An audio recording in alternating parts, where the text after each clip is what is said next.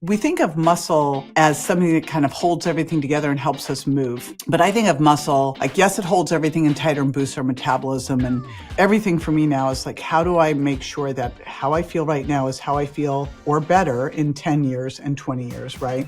And so one of those key things for that is lactate. And that's why I'm focusing now on really, I've always loved HIIT training, but I'm really making sure I'm getting my HIIT training in.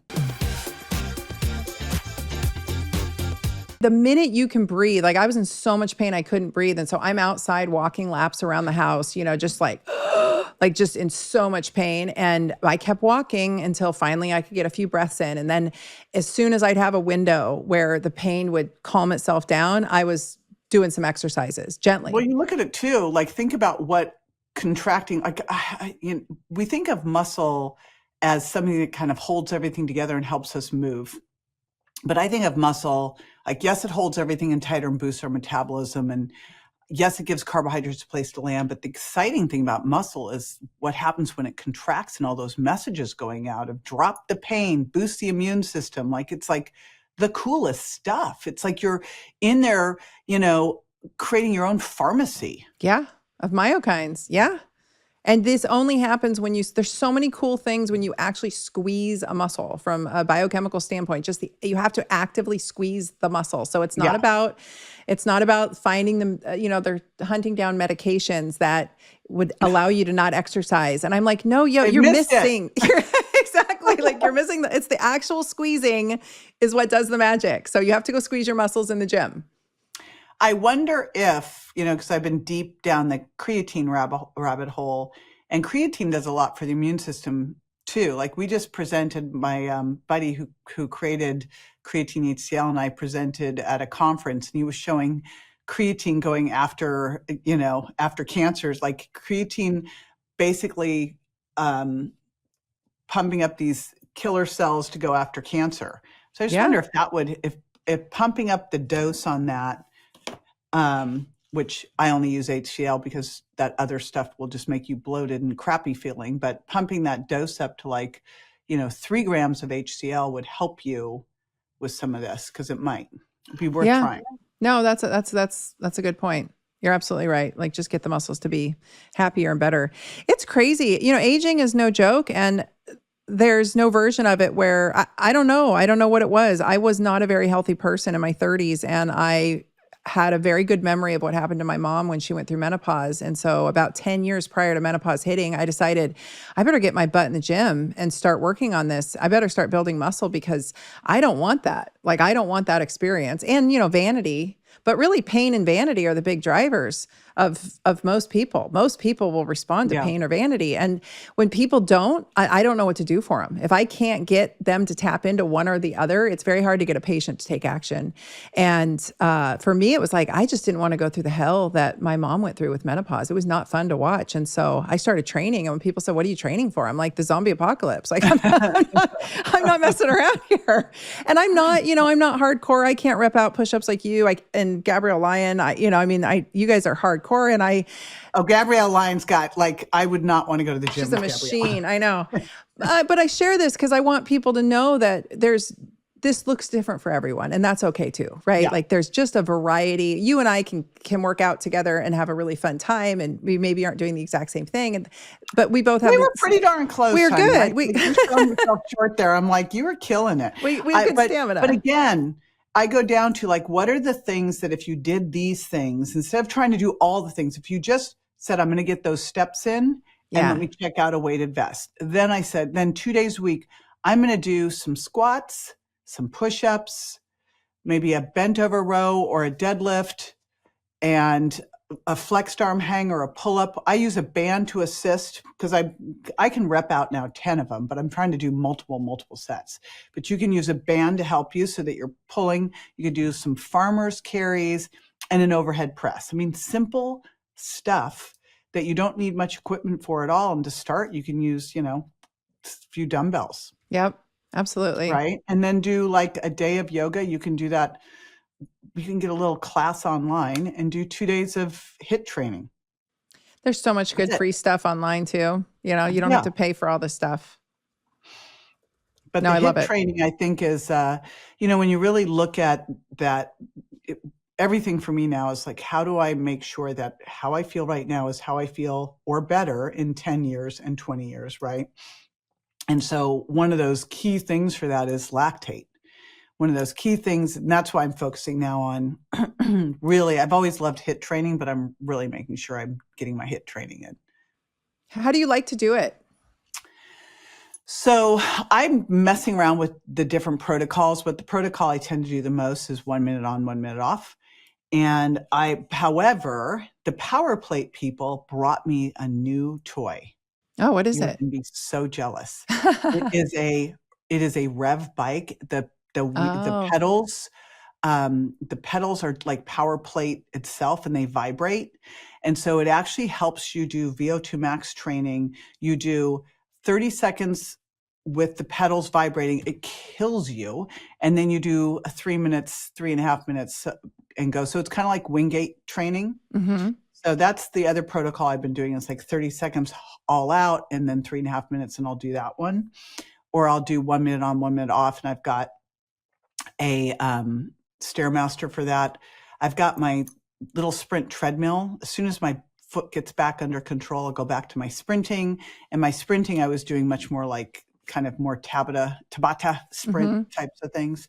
And then sometimes I'll do some functional training where I'll go and do like, say, up downs, and then I'll do something easy. And then I'll do squat jumps, and I'll do something easy, and I'll do step ups. So I just mess around with it.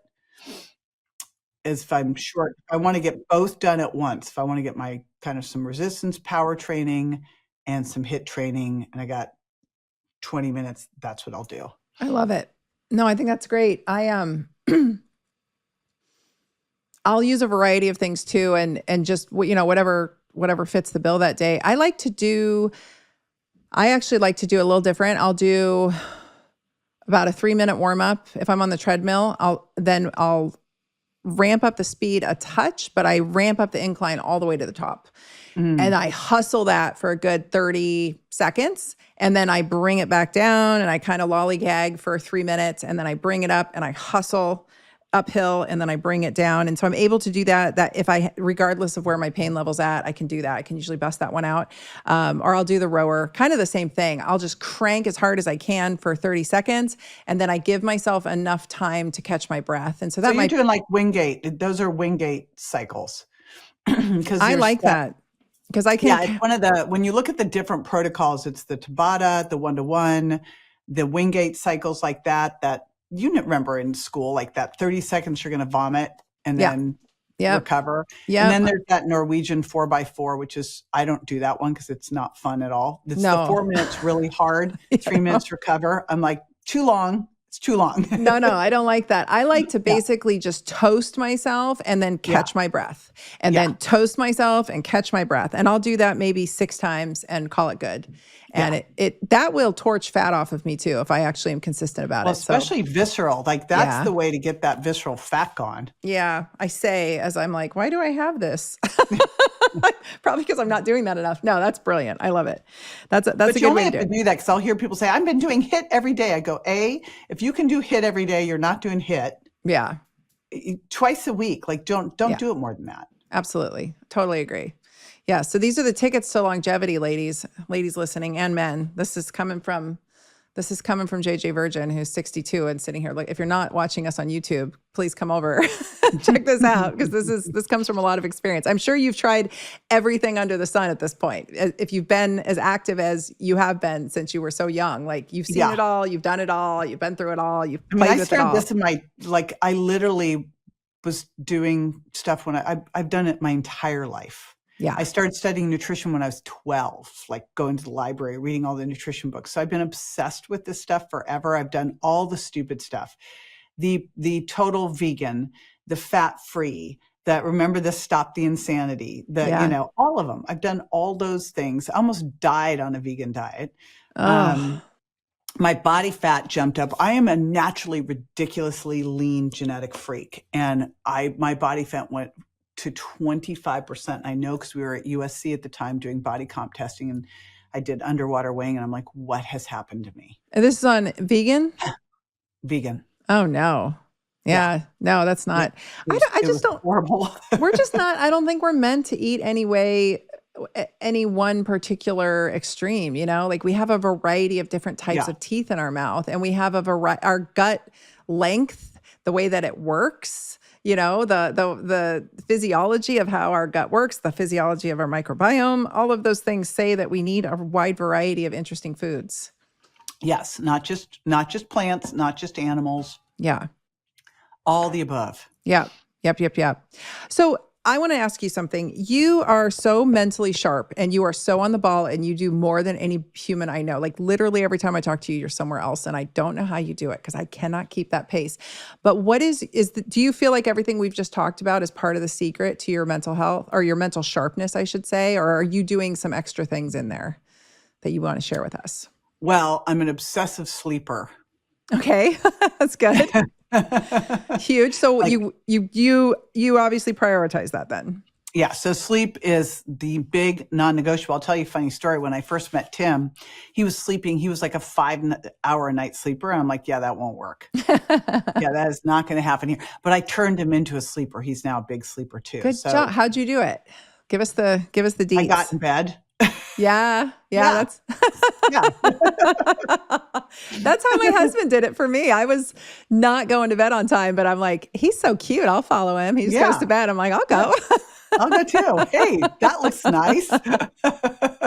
I think, having some nice, I also think some nice, get a little bougie with your bedding, folks. Like invest in some nice linen sheets. We have a nice wool comforter. It's really makes a huge difference. It makes that much more enticing. We have Cozy Earth bamboo sheets. Those are great. And then we got this, then I have this Omnia. I literally have, so part of the reason this works is I know I travel a lot. However, I do not travel light.